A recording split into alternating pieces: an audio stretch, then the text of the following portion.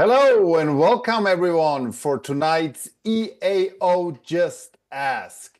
Tonight it's an enormous pleasure because we go all the way from North Germany to way South Africa.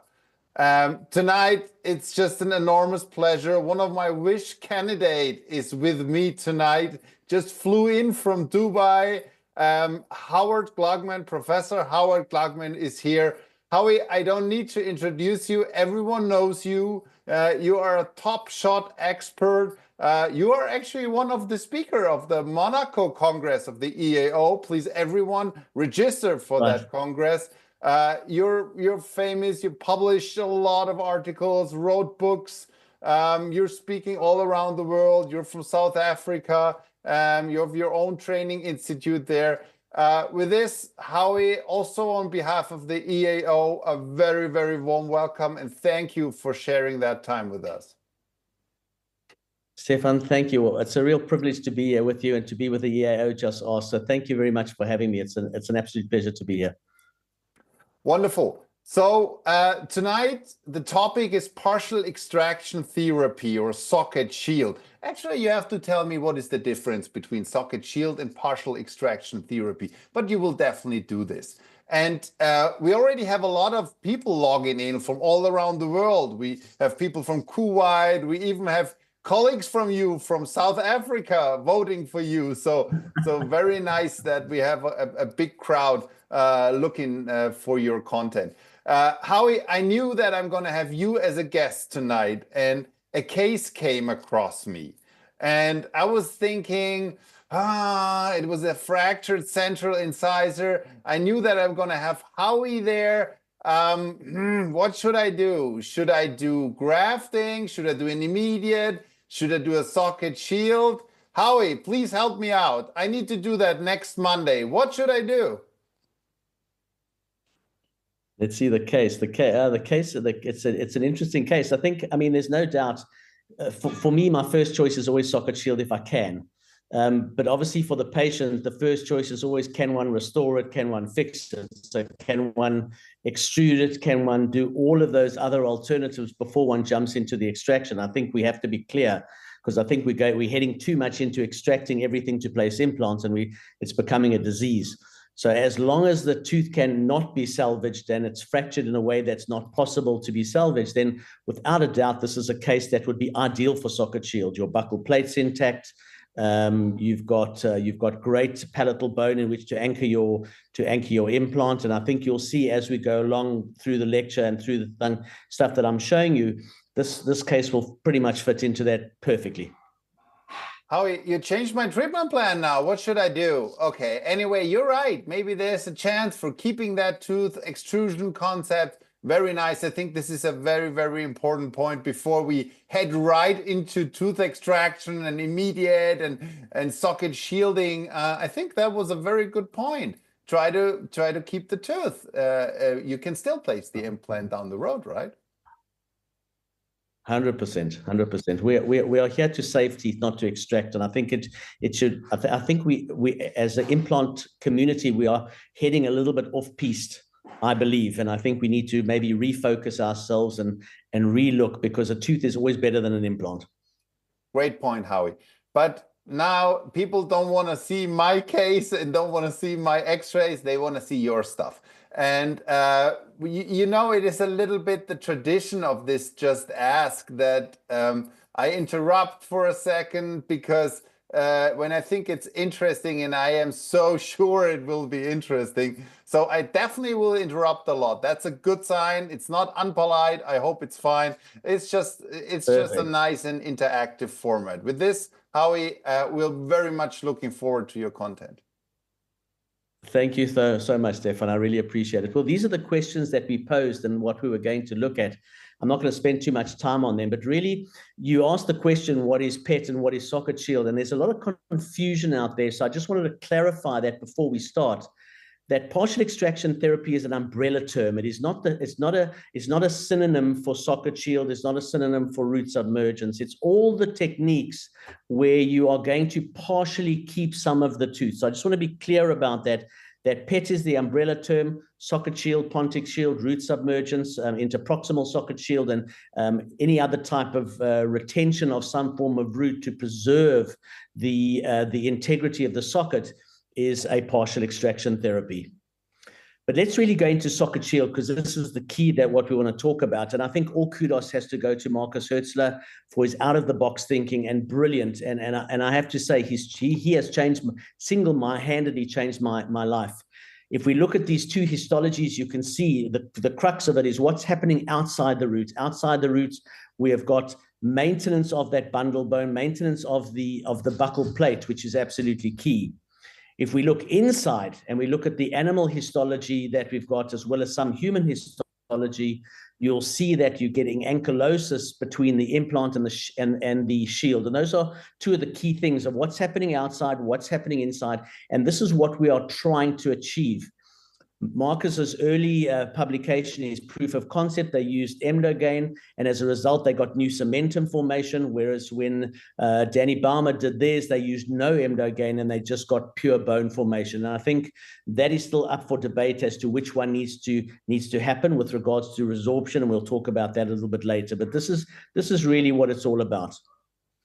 But for those who don't know what socket shield is, here's a quick idea. We're basically permanently keeping the outer buccal part, which is going to then preserve the buccal plate. We're going to remove the palatal portion and make space where we'll then be able to place an implant, most importantly in the correct 3D position. And when we get to complications, you'll understand why this becomes such a critical point. Jump gap filling filled with allograft, and there we get to contentious issues. Do we have a jump gap? Don't we have a jump gap? Should we fill it with bone? Don't we fill it with bone? What type of bone? And we can talk about that later, because those are all questions for the future that still need to be answered. But essentially, if we look at this case of mine, 10 years post-op with no soft tissue grafting, nothing like that at all, and you look at the aesthetic result, and this really blows me away, and this is where the excitement of socket shield and partial extraction therapy really comes into play, because 10 years later you see zero bone collapse, zero soft tissue collapse, zero recession, nothing, stable buccal bone. If we look at the interproximal spaces, we were extending our shield into the interproximal space, so should we ever need an implant adjacent, that interproximal shield is going to maintain the integrity of the bone interproximally. And I'll show you a case a little bit later as we go along. Howie, can I have a quick question, because it's so interesting? In that case before, yes, it looks like you intentionally placed the implant also into the plate. Is that something you did 10 years ago and you still do? I think it's an interesting conversation, and I think Marcus and Otto Zur are I think preparing a paper about actually mechanical locking, and we're going to come to that at the very, very end as to what we do properly. You can definitely touch the shield, there's no doubt about it, because it depends on the buccopalatal dimension of the socket and the size of the implant that you need to do for that socket. But certainly one has to be very, very careful when one engages the shield, because if you engage it with a very tapered implant and a very strong thread design, there's the possibility that you can actually fracture the shield, or the other alternative, you can actually cause orthodontic movement if it's just gentle pressure. And I've got a case like that where you've actually got gentle pressure, and you'll see in the publication later. But it definitely can touch it. And you notice from the two animal histologies from Baumer and Hertzler in the very beginning that they were in contact, and bone formed between it, actually resorbed away and bone formed between the two. So yes, you can. Got it. So here you can see basically what we're doing is we're maintaining the buccal plate, we're maintaining interproximal bone, gingival marginal integrity, and volumetric stability, which I'll show you now. So the question is now, is socket shield a viable treatment option? I think this is like the key, and I think it's on so many people's minds, and you still have the naysayers and you have the yeses and the no's, the early adopters, etc. And obviously I was an early adopter, but if we look at from George Kotsakis, I think a lot of people know him, a really great researcher. He did the systematic review, and they screened 745 potential articles in 2023, which is quite amazing to understand how much they've got. And they found 55 potential, 10 articles were included. blah, blah, blah. And they did a meta-analysis of 3 randomized controlled trials. And what was interesting, sorry, I think it might be a little bit vague there, but they found their twofold lower marginal bone loss in Socket Shield at 3 months, 6 months, and 3 years. And I'm certainly seeing that in all of my cases. We get a similar success rate to immediate implant placement. We get less soft tissue recession over 12 months. Pink aesthetic scores are more stable over 3 years with Socket Shield. And the one I love most is that Socket Shield pink aesthetic scores are similar to baseline and at 2 to 3 years, which is absolutely phenomenal, which I'll show you further data that we've done on a prospective study that we published in 2023 as well. So that for me really sums up the literature, and there's even more systematic reviews that are coming out now. The second critical article from Baumer, who's in Hertzler's group, was really the fact, does it actually maintain the integrity of the socket? And this publication was key because it was a 5-year publication where they looked at the cases, they looked at 10 cases, and they showed that there was, with using volumetric analysis, not pink aesthetic scores, not anything like that, it was digital, where they looked at costs, they scanned the costs, and they did analysis, and they found that there was effective preservation of the facial tissue contours, almost perfect. And what was interesting was that one case even expanded. When they discussed it in the article, they said it's possibly that it's just an error, but I have a feeling that it was more a little bit of orthodontic movement because of touching the shield, but I could be wrong. But that was really another kind of really important landmark article. This is our article that we did in 2018, where it was the largest cohort at the time. Most of them were my patients, 128 implants, 70 female, 58 male, age range, etc. And we had a 96% implant survival rate. And we had 5 implants that failed. And I have to say, the 5 implants failed not because of the Socket Shield. They failed because of a failure of the surgeon.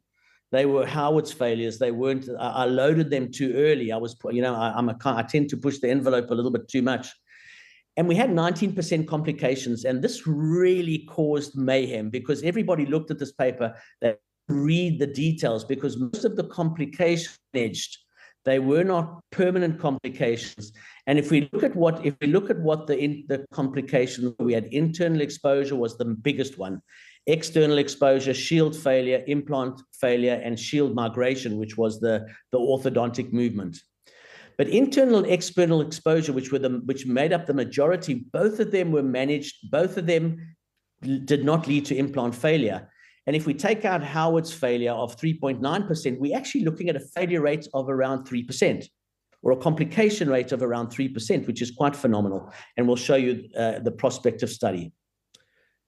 But what we learned from this was really amazing, because we went back and we looked at all the CBCTs post-op, and we looked at what we had, where we had the internal exposures, and we noticed that where the shield was left too high, where our crown shape was incorrect, where we hadn't shaped the shield properly and put it down deep enough, we ended up with shield exposure. And you can see these 2 cases, one where the shield's just exposed with the blue ring, and the other one where it's actually quite angrily inflamed. And this is pretty much the 2 that you can get. So this was really something that we wanted to eliminate. And this is really what we wanted to see. And we started to notice that the more we had space between the crown and the shield, the more beautiful we got, the essence of Socket Shield and the essence of what we're trying to achieve, which is beautiful contour, which is absolutely healthy. Oh, wait, one question. Did the shield exposure make a difference if you immediately loaded them or sort of left the soft tissue grow over it, or did you immediately load all of them? That's a great question. And one of the factors when you're doing Socket Shield, because of the internal shield exposure, you need to either place a provisional crown or a custom abutment immediately. It's not negotiable. That way you can create, and you can see, I'll carry on with your question, but this is the next paper that we published after that, where we actually started to describe it. We changed the technique, not the technique, but the parameters, where instead of having the shield 1 millimeter above the bone, we put the shield at bone level. We created a 2 millimeter chamfer, and we created this abutment S-curve, which pretty much fits in with the aesthetic biological contour from Ramon Gomez Meda, etc., and Sue and all the other, and Stavros Pelikanos and all of those publications, which show us to have this kind of shape. But what this showed, and what we were aiming to do, as you can see in the right-hand picture, is we were aiming to create space to allow soft tissue to grow over and to reduce the amount of internal shield exposures. So the critical part of placing a provisional crown or placing a custom abutment, then at integration assessment, removing it, then you're allowed to assess it. And if need be, if there is a problem, you can then address the problem before you go to final crown. If you don't do that and you put a standard abutment on, the risk when you place the final crown that you could put pressure on the shield is high. It's variable. You know what I mean? You don't have that control. And my sense is that I would rather have that control to make sure that I don't get that internal shield exposure. But Howie, I mean, this is so interesting. Sorry for asking, but I think we already need to do it part 2. But does that mean you cannot do it in a flapless way, because that needs much more control, placing a chamfer there, right? Quite the opposite. You have to do it with a flapless. The minute you raise a flap, you start to lose bone on the outside of the shield. And we're collecting data now. It's anecdotal. It's only stuff that my research group is collecting at this point in time. But it's not that difficult. I don't have the time, unfortunately, to show you how we do it. But essentially what we do is we create the provisional, we draw a pencil line on the crown to mark the border. And then when we take it out, we make sure that it only extends 1 millimeter. And that millimeter will then give us that free gingival margin support, as I talk about there. If we place the shield to bone level and we make sure that we've got the S, then it's the perfect shape, and it actually makes it very, very simple to do. So as long as you follow the protocol, flapless is the way to go. Never raise a flap if you can. Got it. So by doing that, you can see now the type of exposure. Now look at what's critical for me here, Stefan, is when I look at these cases and I look how beautiful, with no soft tissue, no palate was harmed during the making of this tooth, of this implant. And if you look at the beautiful contour of a canine, where you've got that absolutely perfect contour, healthy soft tissue, this is really, it's something that just, it blows my mind and excites me so tremendously, because there's no other procedure in my armamentarium that gives me this kind of beauty. And I think that that's really why socket shield and partial extraction therapy is growing, despite everybody's kind of reservations about whether this technique is predictable. Howie, one more question. So let's talk. It's so interesting.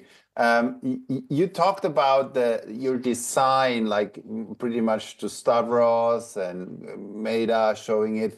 But does that also mean you are copying this design in your final restoration, or you wanna change the design in your final restoration? No, so the key, that is such a great question, Stefan, and really important. And I always ask my students, when you're copying it, how are you going to copy it? Are you going to use an analog workflow? Are you going to use a digital workflow? And analog, I really do not like, because it's very hard for the technicians to exactly copy, because it has to be an exact replica.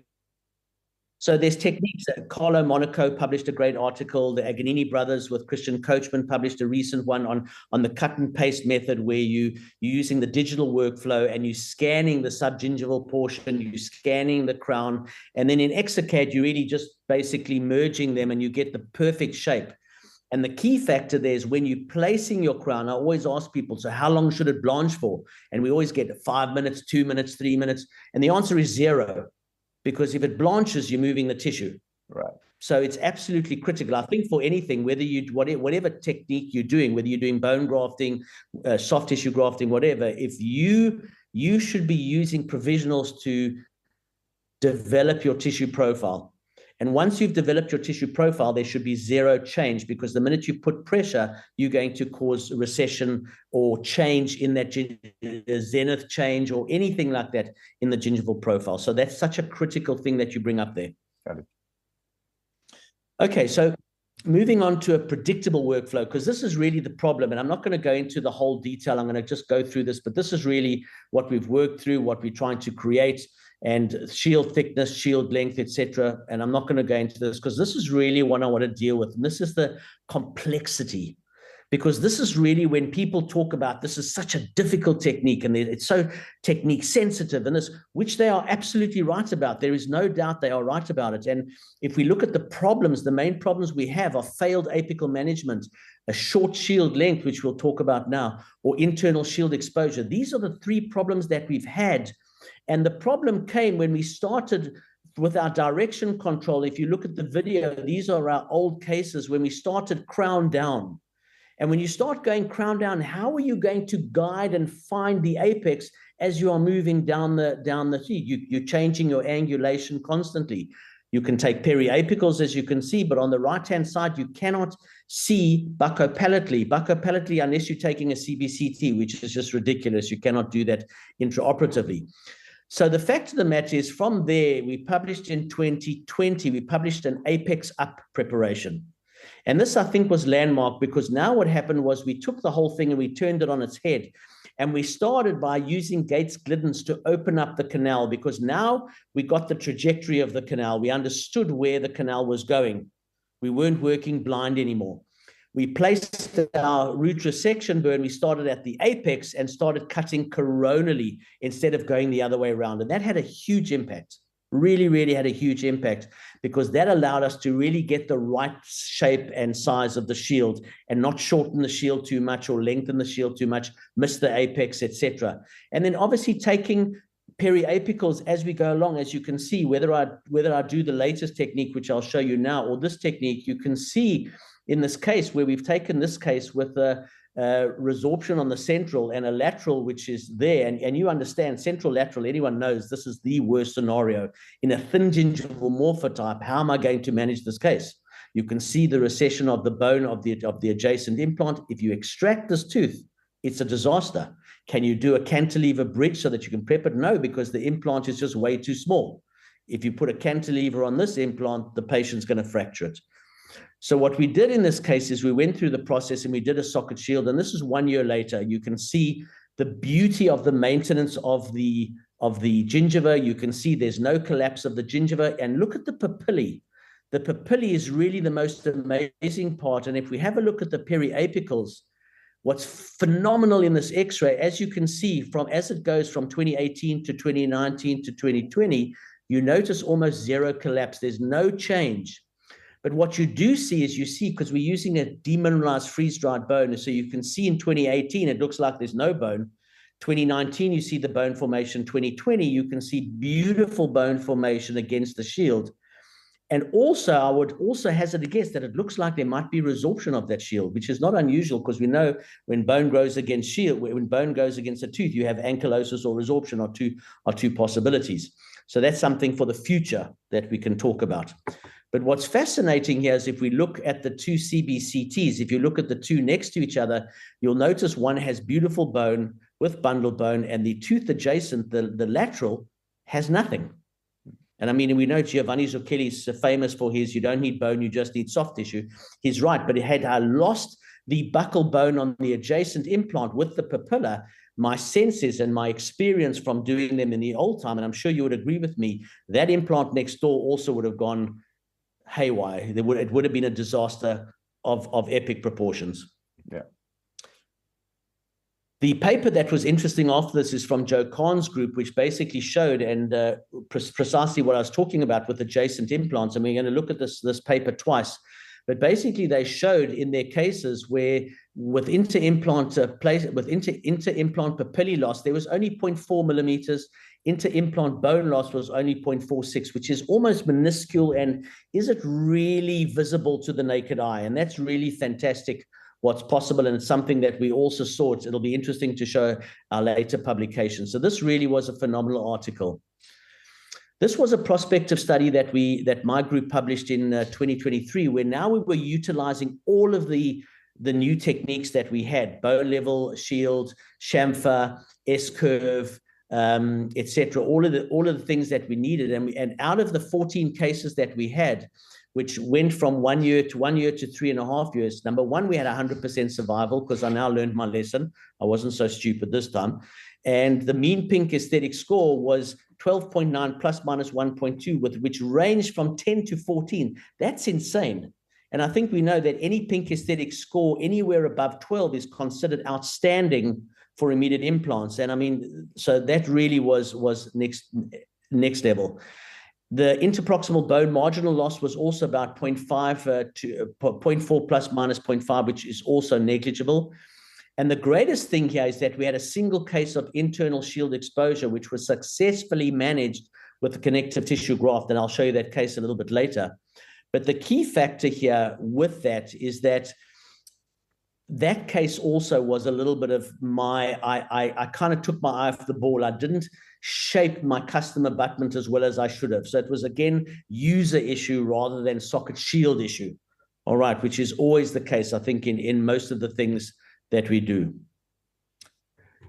So where we've got to today and where we're now working is in guided socket shield. And this is really this is now where we are. It's the best that we can do.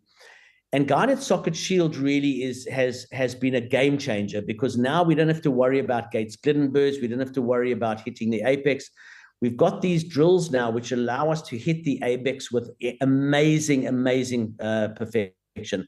It is not my technique. I have to say, I was trying to look for the initial paper, which I could not do. So I don't want to claim any thing for this, and I apologize for not being able to find the first person. I do remember, because I was the one that reviewed the paper, but I can't find it. But what this does is this really gives us the best ability to absolutely nail the apex every single time. And then what we do, as you saw in the video, is we then take a VersaBurr, a denser burr in forward, not in counterclockwise. And then we cut through. And what that has done is also allowed us to manage the apex perfectly, because we can measure the width of the VersaBurr. We know what the apex is. We know what the middle is. We know what the top surface is. We know all of those sizes. So we are able to then manage the apex and take out the apex all at once. And by doing that, it means that our shields are going to be much longer, which is what I prefer. And it's unpublished data. It's my anecdotal data, and it's something that we are collecting data on now. And I will show you why my thought process is in that direction. Howie, allow me one more question. For me, it looks like now, I mean, we started with socket shield, meaning it was really a shield. I mean, I remember Mark said it needs to be a shield.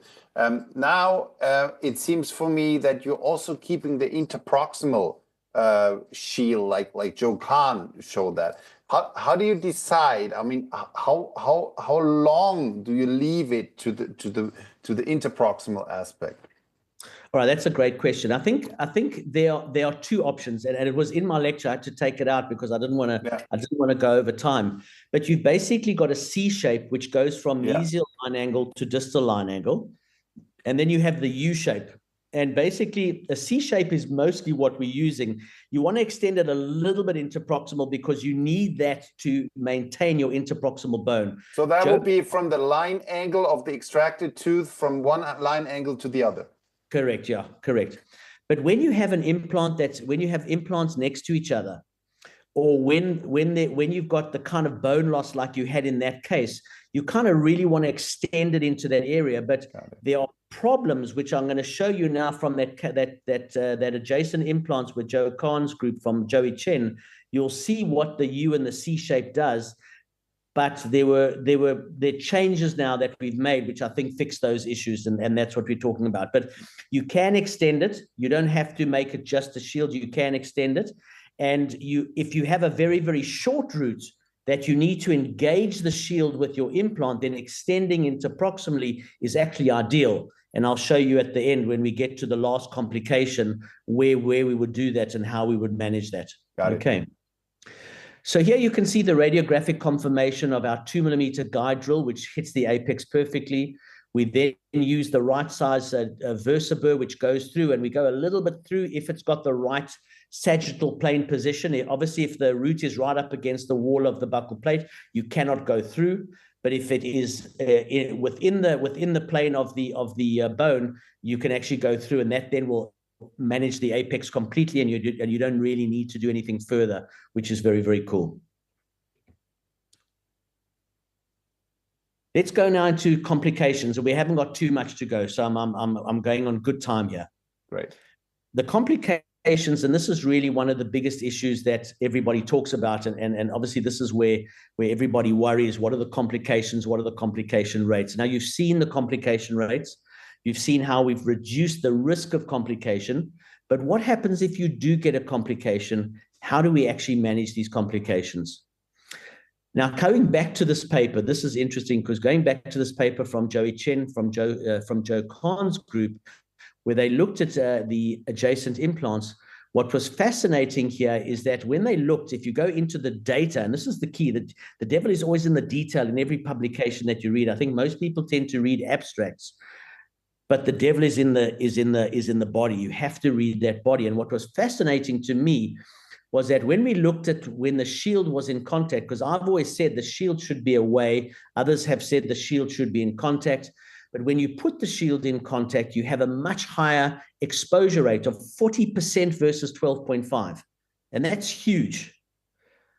I'm going to make a proviso there, though, because remember, these were cases that were done before they started doing the chamfer.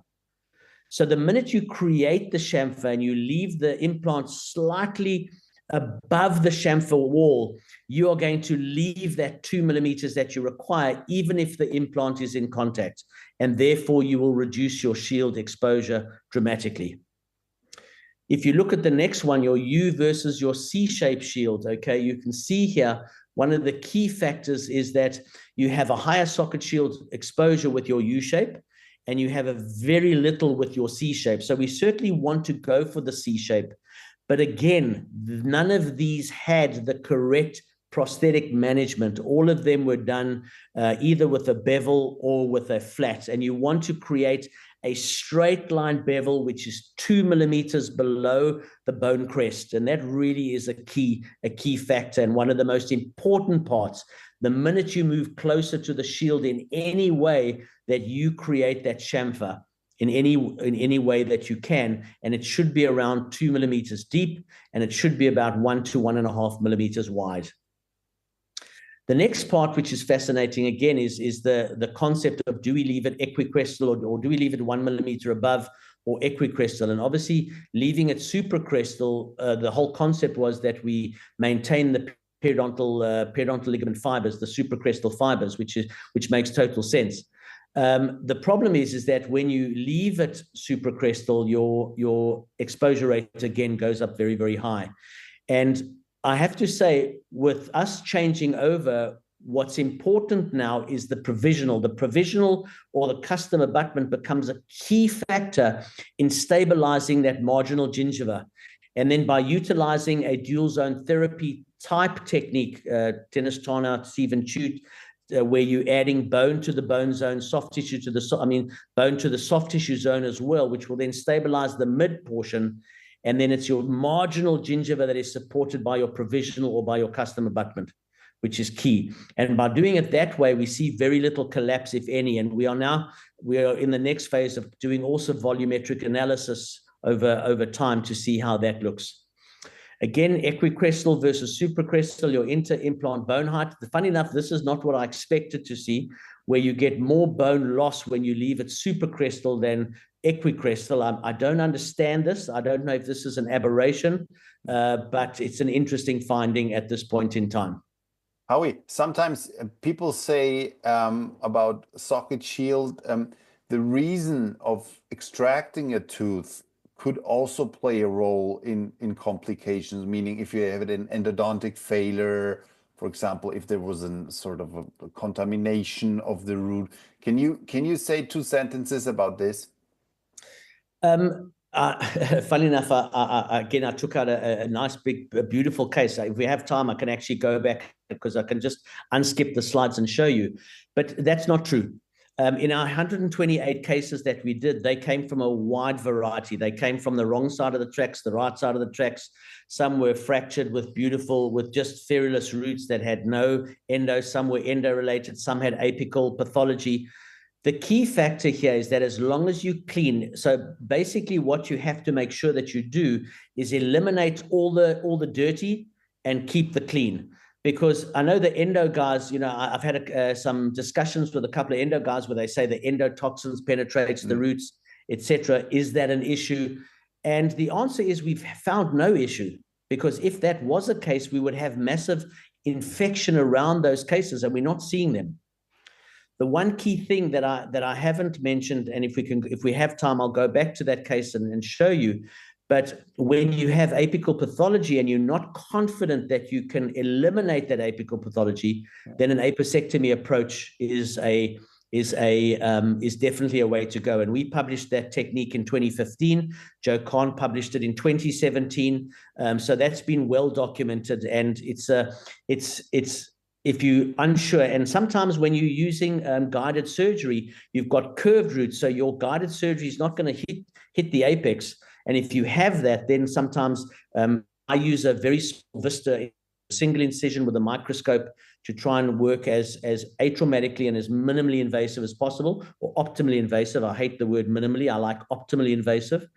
And then opening a hole, cutting off the tip of the root, cleaning out, detoxifying. We use laser therapy. We use degranulating burrs. We use metronidazole rinse just to clean up those areas, to make it as clean as possible. And as I say, we just don't have failure. Yeah, got it. And it doesn't really matter.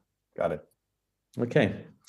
So coming back to it, this is a paper that we published, myself and Shinazana Pol published in 2024. And this was a multi-center study where there were a number of us. We put our cases together. We came up with 12 cases that we'd managed in the same way. And basically what we'd done is, with internal shield exposure, you can actually see where the arrow is. You can see the shield exposed. And again, I overextended my custom abutment. So the key factor, how do we manage so this? Howie, that is pretty much a prosthetic complication.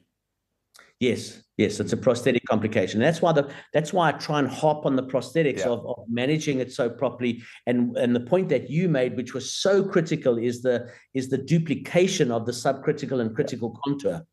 You know what I mean? So did that happen after final restoration or in provisional restoration? No, this is in custom abutment time. I got it. All of the ones I show you on custom abutment, then we manage any problems there, although I don't get it much anymore because of the techniques that we use, but it happens on the odd occasion. Okay. So here you can see what we did here is we take a diamond burr and we trim the shield back to create space. And we continue with that, and we actually then just de-epithelialize the side of the socket. We do not create a pouch. A pouch is not necessary. All we do is create a bleeding bed inside the internal part. We take a tiny piece of connective tissue. Now you can really consider yourself a microsurgeon, okay? This is microscopic surgery. And we suture into place, and we just place the custom healing abutment back. And 1 month later, if you look on the right-hand side, beautifully healed, closed up shield. And what's important with these things is probe around to see, because a lot of people tell me, yeah, but Howard, I don't need that because I just put PRF, or I've done it where I've just reduced the shield and that works perfectly. And I have to say, I don't believe you, because we're looking for predictability and reproducibility. In other words, I need to have 98% success. And if somebody else does the same technique, they have to have the same success. Not that I'm the only one that can be successful. And when you're just reducing the shield, or when you're adding PRF, or if you're adding synthetics, etc., and things like that, the problem is it becomes unpredictable. And although you might reduce the size of the shield, if you take your probe, you will find you can hit the shield. And in my opinion, that's not good enough. Okay, so this is what we want, what we are looking for. And if we look at the case 3 years follow-up, again, when you look at the soft tissue, it is mind-blowing. When you look at the scan and you can see the maintenance of that small little piece of bundle bone, you can see the chamfer, you can see everything intact, and you see almost zero bone loss around these things. it really, it's one of those things that is heartwarming. And I'm sure you feel the same way when you get a case and you look at it. It's like looking at an ice cream sundae on a hot day. You know what I mean? It's the best thing that you could actually imagine, or chocolate cake. So late socket shield failure, this is the next one, late socket shield failure. And this was a case that Otto Zur and Marcus published. And this was fascinating because this also shows how biological socket shield is, even when it fails. Because if we look at this case where the shield erupted, okay, now this is interesting, where the shield erupted, if you look at that, would you be unhappy with that bone around your implant if you did an immediate implant? Not at all. Not at all. You'd be over the moon. If you saw that, you'd be doing flick-flacks. Yeah. Okay. I don't know if anyone knows what a flick-flack is, but it's like a tumble. Sure.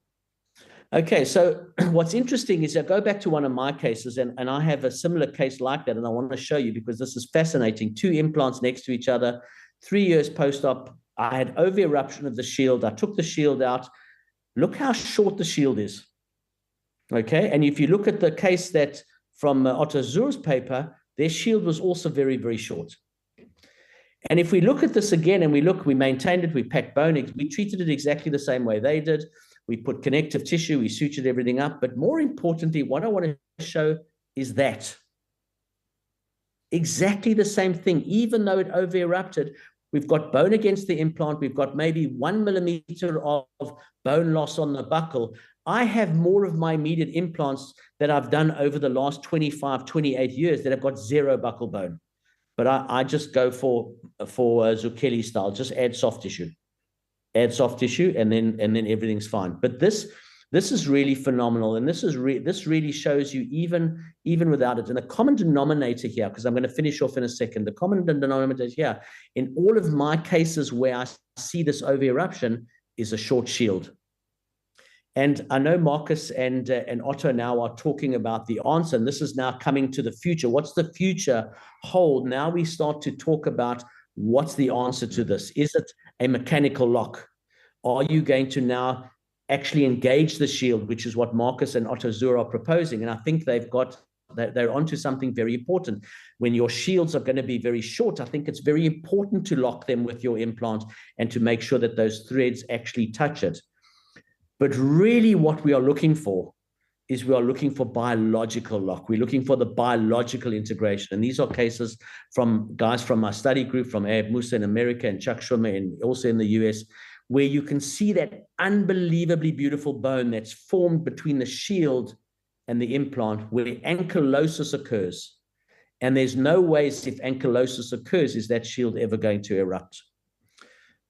So the take home. Just one last question to this. So would you say like a rather short shield could be a little more a risk case? I'm thinking of root resected teeth or something like this. Is that something where my eyes should get open? 100%. I'm very much against placing implants in short shields. In fact, one of my contraindications is a short shield. So if I cannot get a shield that's at least 2/3 the length or half the length, and I'm not able to engage my implant against it, if I am, then I have no problem with it. But you can also, remember what I said, you can also create a U shape, because the more you go U shape, you can then still keep away from the buccal, but lock the sides. Got it. And I think this is the great thing about the digital workflow, because with the digital workflow, you can really do a major amount of planning. And I think what's becoming even better is the segmentation, the ability to segment our teeth, and actually we can segment. And I know I'm working with some guys in the US where you can actually now cut out your shield to the shape you want it, and then show pretty much, you know, where your implant is going to go, how it's going to connect. But the mechanical lock, one of the problems with the mechanical lock is really the 3D positioning of your implant. You know what I mean? Because 3D positioning trumps everything. You know what I mean? It's the most important part of everything. You can place it in a good 3D position that you can screw retain, because for me, cement retain is out of the question, especially for socket shields. Also, you definitely want to screw retain. I think Howie, locking a short shield with an implant is also a little dangerous, because you might move it, right? Yeah, without a doubt, and this is where it comes down to where, you know, if you have a tapered implant, Yeah. okay, one of the key factors is making sure that if I'm turning the implant in and I've only got halfway down of into my osteotomy and my implant has already contacted the shield, if I continue with that taper, I'm definitely going to move it. So one has to be very careful, and this is where your planning and 3D guided surgery, guided socket shield are key, because then it takes a lot of the guesswork out of it, I think. But by the same token, if I got into a situation where I did fracture or I did mobilize the shield, I then still have the opportunity to go back to standard protocols of dual zone therapy with connective tissue grafts, etc. And these are things that we discuss with the patient beforehand. We explain to them, I show them what we're going to do. I mean, in the old days, I started Socket Shield in about 2012. After hearing Marcus came to South Africa and he presented his paper in 2010, he was very excited. And my partner, who's also a periodontist, he started doing it in 2010. I was a little bit slower.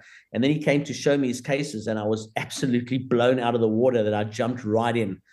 But as we've progressed, I lost my train of thought there a little bit. I got so excited.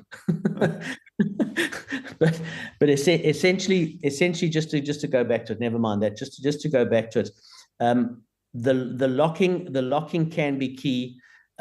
Checking to see that you haven't damaged it. It's always important, and it's part of the protocol that we've published to make sure that the shield is not mobile before you go in to place the implant, and making sure that everything's stable, and then just checking that you've got the right implant design. Have you got something that's tapered? I know Marcus uses I think he uses Zimmer, which is a very straight implant, and obviously the more parallel walled your implant is, I think you've got less risk of these issues. The more tapered your implant is, the more aggressive the thread. Also, you have issues like that. But again, we just got to remember that there are alternatives. If it doesn't work, we go back to tried and tested techniques.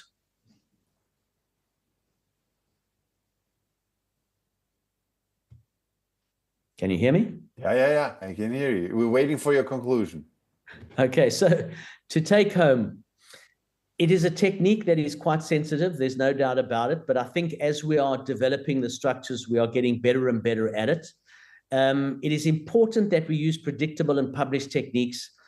Get trained. You know, I mean, reading a publication doesn't really give you the tools, and training is so important, especially when you wouldn't go jumping in and doing a curry plate if you haven't been trained to do a curry plate. And I think it's the same with any technique that we do. Make sure that you've got the correct instrumentation, because if you haven't and you end up with a very long root that you cannot resect, it's going to be a nightmare for you. So make sure you have the correct instrumentation, and choose your cases very, very carefully. And with that, I invite you to join us in Monaco, where we're going to go into much more detail, because we'll have a little bit more time. And I hope to see you all there. And Stefan, thank you very much. I hand it back to you.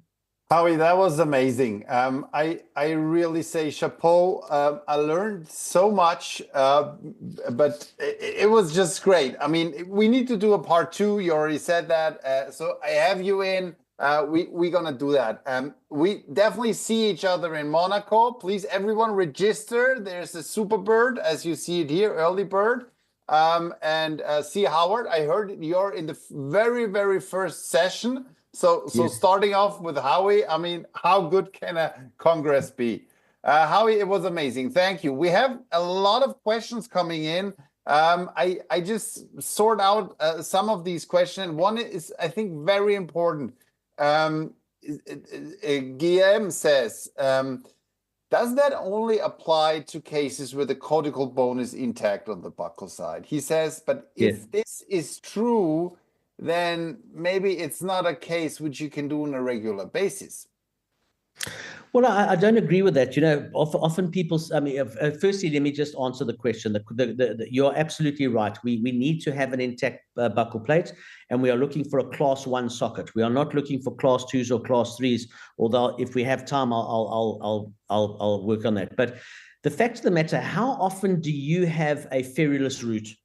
How often do you have a crown that comes in which is ferrulous? Are you going to now crown lengthen, root extrusion, forced eruption, whatever you want to do.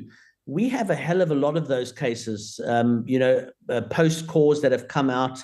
There's no chance that a new post-core is going to work any better. And those are the ideal candidates, fractures, things like that. So in my practice, I do get a lot, but he's absolutely right. If you do have a dehiscence lesion, then you should not be doing a socket shield. You should then be doing some kind of GBR, delayed GBR, or immediate dental-alveolar reconstruction, a Carlos de Rosa technique, or something like that. But I want to also reiterate that if you have a fenestration lesion, which I didn't show you, and I'll show you in Monaco, so come to Monaco to see that case. That case, you can very, very easily manage with the apicectomy approach. Got it. Got it. I think that is because we also have some beginners and rookies here watching. I think that is a very good statement that we need an intact buccal bone for partial extraction therapy. There's another question about addition of a connective tissue graft. It doesn't seem to be necessary if I follow your words. I think that it even makes more trauma, and we want to be optimal invasive, as I understand. I like that. I think, Stefan, that's the key. You don't require any palatal tissue. Whether you've got a thin gingival morphotype, whether you've got a thick gingival morphotype, whether you have adjacent implants. And I didn't show you full arch cases, FP1 cases, because I've got 10-year data on FP1 that will blow your mind. So come to Monaco because we'll show you there. But that's the great thing about it. And I want to just say something else. There's a lot of people who are, one of the key factors why socket shield is working and why it's growing is because it's biological. And I want people to do it as perfectly as possible, but a lot of people are doing things that are not as perfect as they should be, and they're still working because they are dealing with a biological entity. Yeah. And I think that's why it's growing, because if it was that difficult and it failed more times than it succeeded, it would have died 5 years ago. I see. Staying with biologics, I think that's a very clever question from Fernando. I'm not sure how you're going to answer that. It's a little bit more philosophical and basically. I mean, if we now see an ankylosis of your shield, it will probably lose the ligament and it will also lose the blood supply. Is that something what will happen and then we see more resorption? Did you get the question? By losing the bundle bone? And great question. Yeah, I thought so too. Because we are actually seeing some of that where you actually you're getting resorption of the root. But if you can remember, what replaces resorption of a root? Bone. How often have we seen a root that's sticking and all you can see is the root canal and the whole root is gone? But if you look at it, you wouldn't even know that there's no root behind. I mean, we know that from the old trauma cases, right? When there's 100%. Resorption, we just leave it in until it's vanished, and then we place the implant and we have perfect architecture, right? Exactly. And the same thing is happening. So we are now collecting data on that score where we're seeing in some of the cases, as I said earlier, when you get bone against tooth, you either get ankylosis or resorption. And that's where we kind of go back to maybe future stuff, what Marcus Hertzler did in the first case. Should we perhaps be using Emdogain to try and create a new ligament on the inside rather than getting the ankylosis that we want? I'm not so sure because you up the cost. The cost becomes astronomical once you start to add that. If we start using Emdogain though, then more people will start doing it because the companies will start selling it. I'm kidding. Could be. But I don't think it's necessary. And if we do get the resorption, which we have seen in some of our cases, we're still maintaining the integrity, even if we're losing the plate because it's filling with bone. Howie, that was amazing. We could go for another 2 hours. The people, they applaud you. They say, great lecture, hats off, amazing. And I think the same. It was amazing. I learned so much. Thank you, Howie. Also, on behalf of the EAO board, we were so happy to have you as a speaker.